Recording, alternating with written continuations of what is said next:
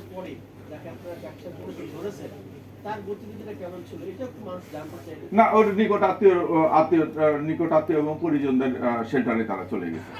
যারা চলে গেছে যিনি সামলাচ্ছেন ওনার কোনো ভাষ্য আছে কিনা?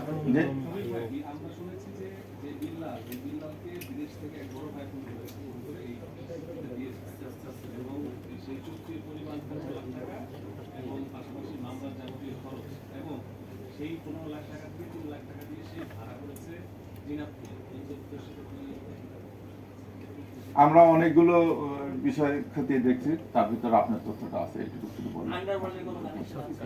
আমি বললাম যে ভাই একটু তদন্ত করেছেন, এটা তো সীমান্তে পালিয়ে যাওয়ার চেষ্টা করছে কিনা ধরতে পারেন?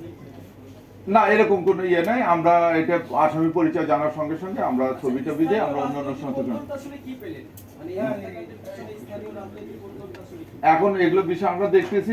ধরেন আপনারা জানেন যে কিছুদিন আগে উনি একটা ইয়ে করেছিল, মানববন্ধন করেছিল এই চাঁদাবাজির বিরুদ্ধে, সেখানে মারামারি হয়েছিল, সেখানে মামলা হয়েছে, এই জিনিসগুলো আছে।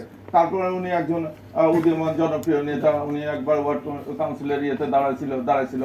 তো উনি হয়তো রাজনৈতিক ক্যারিয়ারের ভাবে রাজনৈতিক ভাবে উপরে উঠতেছে। এই জিনিসগুলো আমি বললাম যে সবগুলো জিনিসই আমরা এখন খতিয়ে দেখতেছি। এটা তো এখন প্রিলিমিনারি অবস্থা হয়েছে।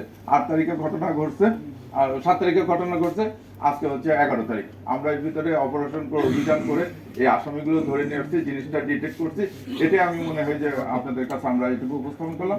ভবিষ্যতে কোনো কিছু পাওয়া গেলে এবং এই সংক্রান্ত যে বিস্তারিত এটা তো আমরা চার্জশিট দেবো। না, এখনো এটা আমরা উদ্ধার করতে পারিনি। এখনো মোসাদ্দেকের মোবাইল সম্বন্ধে কোনো ইয়ে না।